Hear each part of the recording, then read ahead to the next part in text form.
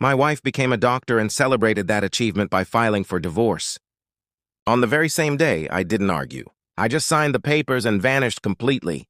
8 years. That's how long I spent building someone else's dream, while mine collected dust in the corner.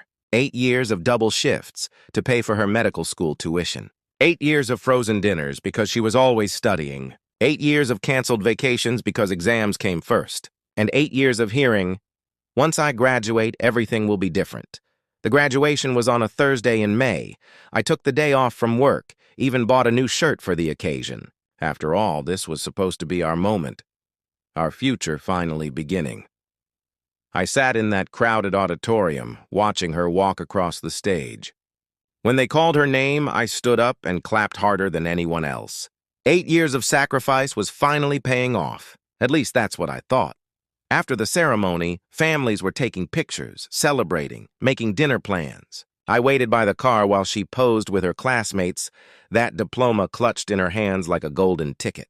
When she finally walked over, I expected a hug, a kiss, maybe even a thank you. Instead, she handed me a manila envelope. "What's this?" I asked. "Divorce papers," she said casually, like she was talking about the weather. I already signed my part. I stared at her, searching her face for any trace of emotion. Nothing. This wasn't sudden. This was planned. "Are you serious right now?" "Dead serious," she said. "I don't need you anymore. I have my degree. I have job offers. I have a future. You were helpful during school, but that chapter is over." Helpful. 8 years of my life reduced to one word. Helpful. So what was I then? I asked. Some kind of financial aid program? She shrugged. You knew what you signed up for.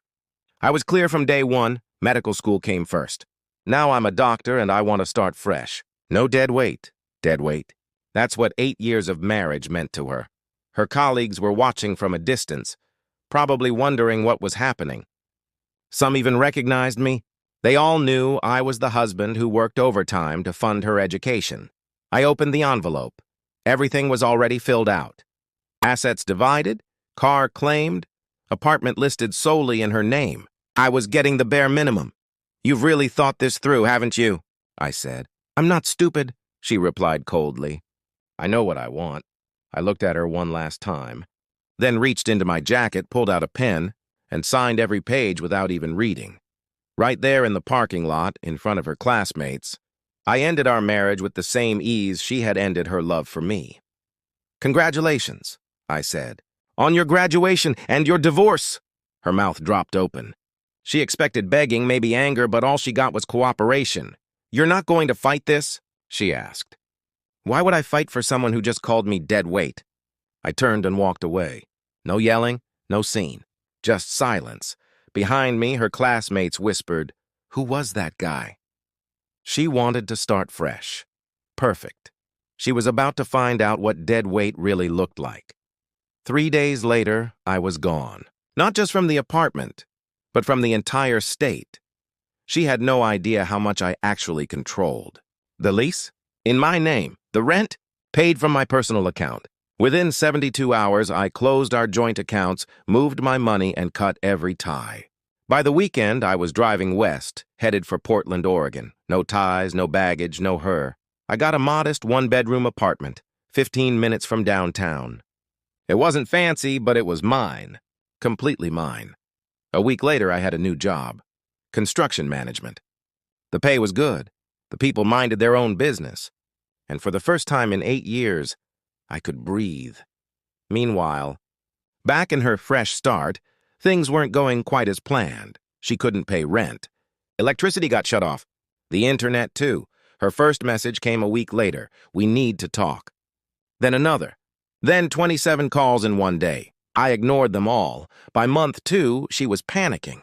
By month 3, she was showing up at my old workplace begging for my new contact info. No one gave it to her. I'd vanished completely. Fast forward 3 years, I was thriving.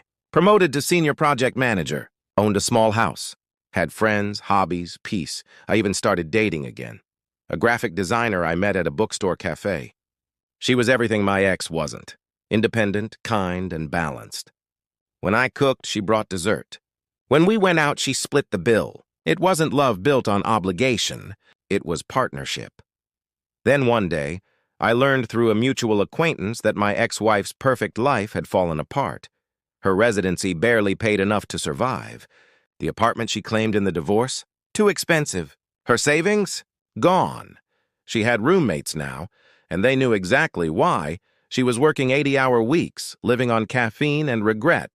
And somewhere in those sleepless nights, she realized she'd thrown away the only person who ever truly had her back.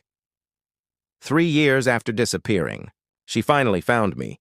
She'd used hospital databases, tracked my name through employer health records, and traced me to Portland. The messages started again. Then the calls. Then the desperate texts. I ignored them all. When that didn't work, she showed up at my job, then my house, then in public, pleading for just 5 minutes to talk. So, I gave her 5 minutes. She stood there trembling, eyes hollow, voice shaking. "I made a mistake," she said. "I want to fix it." "Which part?" I asked. "Calling me dead weight, or realizing that dead weight kept your life afloat?" Tears welled in her eyes. "I was wrong," she whispered. "I've changed." "No," I said, "I changed. You just got desperate." When she asked what she could do to prove it, I told her the truth. Nothing.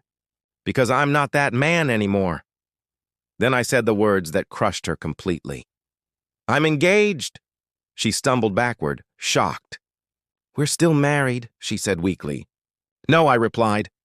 "You divorced me, remember? You wanted a clean slate. Now you have one." She started crying again. "This isn't how it was supposed to go." "No," I said quietly.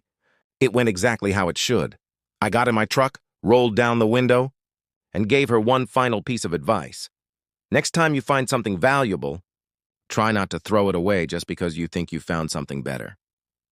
Then I drove away. 2 weeks later, she tried one last stunt. Showed up at my workplace, pretending it was a medical emergency. I handed her 2 things, a restraining order and a wedding invitation. "This," I told her, "is proof that I've already moved on. You're not part of my story anymore." She asked, "Will you ever forgive me?" "I already have," I said. "That's why I could move on completely." 6 months later, I married the woman who chose me from day one. Our vows were simple. We promised to choose each other every single day. Sometimes the best revenge isn't getting even. It's living so well that the people who discarded you realize they gave away something irreplaceable.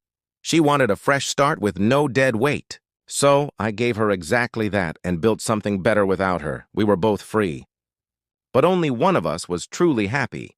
Outro, voiceover tagline. If you made it this far, don't forget to like, subscribe, and click on one of the next stories waiting for you. You're going to love what comes next.